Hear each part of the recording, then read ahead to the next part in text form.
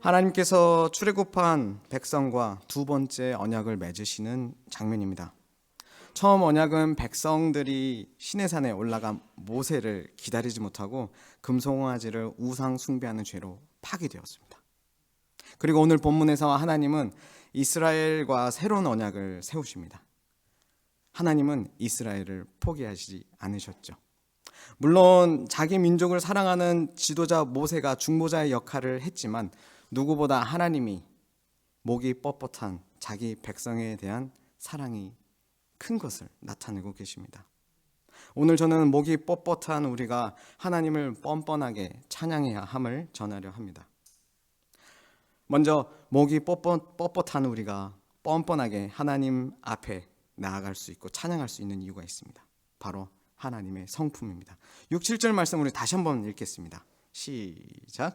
여호와께서 그의 앞으로 지나시며 선포하시되 여호와라 여호와라 자비롭고 은혜롭고 노하기를 더디하고 인자와 진실이 많은 하나님이라. 인자를 천대까지 베풀며 악과 과실과 죄를 용서하리라. 그러나 벌을 면제하지는 아니하고 아버지의 악행을 자손 3, 4대까지 보응하리라. 아멘. 이렇게 하나님 자신을 드러내십니다. 특히 하나님의 하나님 되시는 성품을 우리에게 알려주시죠. 우리 사람의 마음에 계획하는 바가 어려서부터 악하고, 또한 우리는 목이 뻣뻣하고, 또한 각기 제갈 길로 가버리는 양 같은 우리라도 하나님은 포기하시지 않으시는 것을 보여주시는데 그 이유가 이 하나님의 성품 때문입니다. 여러분 안에도 제 안에도 한금 송아지 같은 버리기 힘들고 자꾸 생각나고 쳐다보게 되는 죄가 있으십니까? 이들도 굉장히 그랬습니다. 아예 만들었죠. 하나님 앞에 내 목을 뻣뻣하게 만드는 자기중심성이 우리 모두는 있습니다. 그러나 오늘 본문을 통해 하나님은 자신이 어떤 하나님인지 말씀해 주십니다. 사실 우리가 마음에 황금송아지, 우상을 두고 있을 때 우리는 사실 하나님을 찬양할 수 없게 됩니다.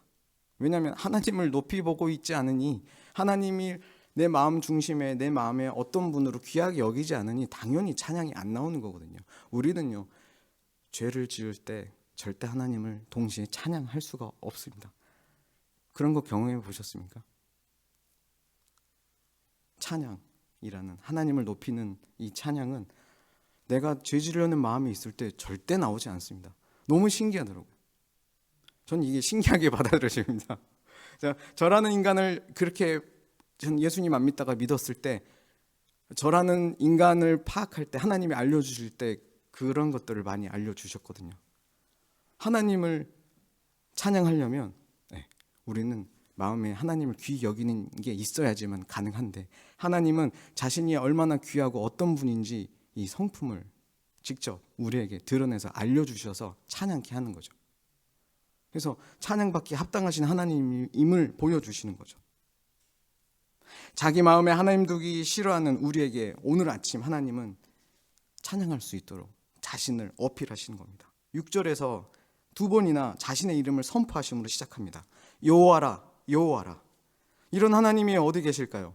사랑이 많으시고 은혜가 많으시며 노하기를 더디하시는 하나님이십니다.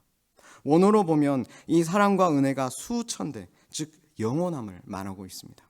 또한 7절에 공의로우신 하나님은 우리의 죄에 대해 벌을 주시지만 분명 우리는 알고 있죠. 회개할 때 우리의 악한 죄와 반역을 용서해 주시는 하나님이시라는 거예요. 오늘 하나님이 또 언약을 맺으시는 것, 두 번째 언약을 맺으시는 것은 용서하시고 받으셨기 때문입니다. 이런 하나님의 어필 앞에 모세는요, 땅에 엎드려 경배합니다.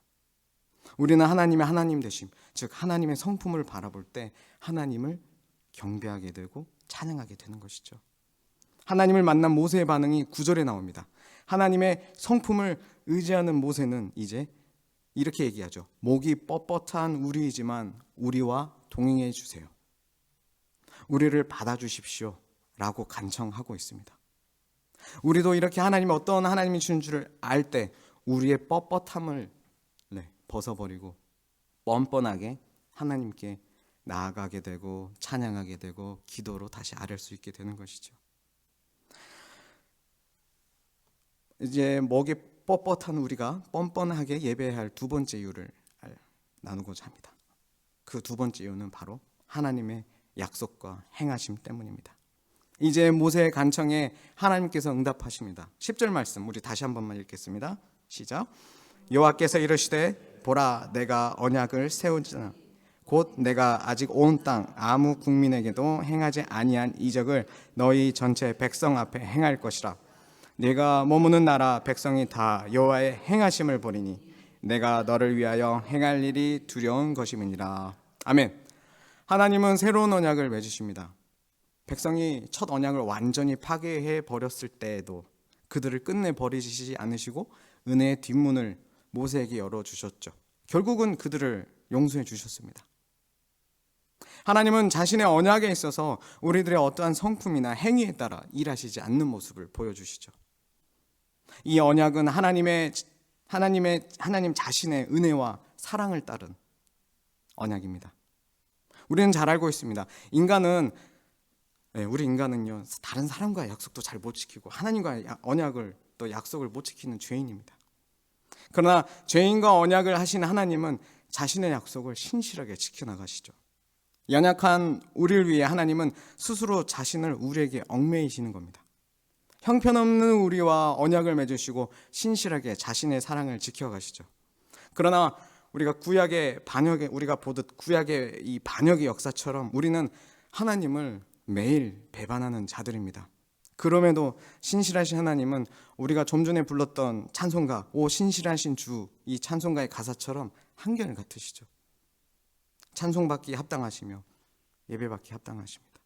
목이 뻣뻣한 우리를 향한 그 하나님의 사랑이 너무나 크고 또 오늘도 내게 일하시는 하나님을 우리가 알고 있기에 우리는 뻔뻔하게 하나님을 찬양할 수 있습니다. 찬양해야 하죠. 문제는 우리가 찬송과 경배받기에 합당하신 하나님을 찬양하려 하지 않고 예배하려 하지 않고 뻣뻣한 목을 계속 유지하려고 한다는 것입니다. 목만 뻣뻣하게 하는 게 아니라 눈을 가리고 귀를 닫아버리죠. 내가 쫓는 황금송아지, 내가 갖고자 하고 내가 원하는 것들을 이루기 위해서 하나님이 이루시려고 하고 하나님의 뜻은 잘 묻지 않게 됩니다. 그러나 또 한편으로는 우리는 알고 있어요. 하나님과의 약속을 지키고 하나님을 영화롭게 해야 하는 것을 알고도 있고 한편 받은 은혜가 있으니까 지켜가야지, 그래야지, 순종해야지 라고도 생각합니다. 근데 잘 안 되죠. 하나님의 말씀을 알면 알수록 성경적 지식이 쌓일수록 믿음의 삶을 살아내는 실력이 없음에 우리는 괴롭고 비참한 날도 맞이하게 됩니다. 그러나 이 날도 하나님은 우리를 위해 일하시고 하나님이 하신 약속은 하나님께서 여전히 신실하게 지키실 분이시라는 것을 믿음으로 나아가야 됩니다. 이 약속, 하나님이 우리에게 주시는 약속을 지키기 위해서 하나님은 한 가지 방법을 내셨죠. 바로 예수 그리스도. 그리고 우리가 실제로 날마다 함께 하시는 성령님이 우리 곁에서 우리 안에서 늘 함께 하십니다. 다만 우리가 인정해야 됩니다. 매 순간 인정해야 됩니다. 하나님의 도움이 필요하다는 것을, 성령님이 일하셔야 된다는 것을 인정해야 됩니다. 우리는 하나님의 언약을 지킬 수 없는 연약한 존재라는 것을, 목이 뻣뻣하고 마음은 쉽게 딴 길로 향하며 하나님보다 금송아지를 더 잘 따르는 존재라는 것을, 이걸 인정하지 않고서야, 하나님께 가난하게 구하지 않고서야 우리는 진정 하나님을 찬양하는 마음이 들지 않습니다. 하나님을 예배하고 싶어지지 않거든요.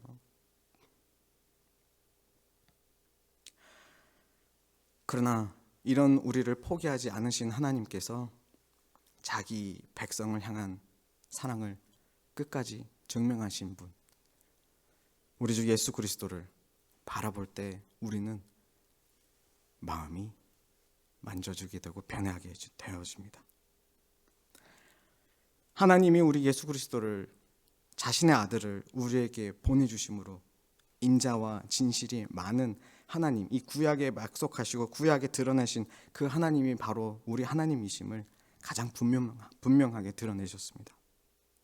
구약에서 모세를 통해 맺은 언약이 결국 그리스도 안에서 성취되고 예수님은 은혜 언약의 중심이자 완성이 되십니다. 바울은 고린도후서 1장 20절에서 이렇게 말합니다. 하나님의 약속은 얼마든지 그리스도 안에서 예가 되니 그런즉 그로 말미암아 우리가 아멘 하여 하나님께 영광을 돌리게 되느니라. 아멘. 우리가 아멘 할 수 있는 이유는 우리의 신실함이 아니라 예수님의 신실함 때문입니다. 우리가 자격이 있어서 예배하는 것이 아니라 찬양하는 것이 아니라 그리스도께서 우리의 자격이 되어주셨기에 우리는 뻔뻔하게 그리고 담대하게 찬양의 자리, 예배의 자리에 나아갈 수 있게 되는 것이죠. 이것이 바로 복음입니다. 우리가 하나님께 다가갈 수 있는 근거는 오직 예수 그리스도이시죠. 율법을 완성하시고 죄를 용서하시며 하나님의 사랑과 공의를 동시에 만족시킨 예수님. 우리 예수님 안에 있을 때 우리는 하나님의 약속 안에 거할 수 있습니다. 말씀 맺으렵니다. 우리가 왜 뻔뻔하게 찬양해야 되고 예배해야 할까요? 그 이유는 하나님의 성품과 하나님의 약속과 행하심, 그리고 무엇보다 예수 그리스도 안에 완성된 은혜의 언약 때문입니다. 하나님은 오늘도 우리를 부르십니다. 돌이켜라, 내게 오너라. 나는 자비롭고 은혜롭고 노하기를 더디하는 여호와다.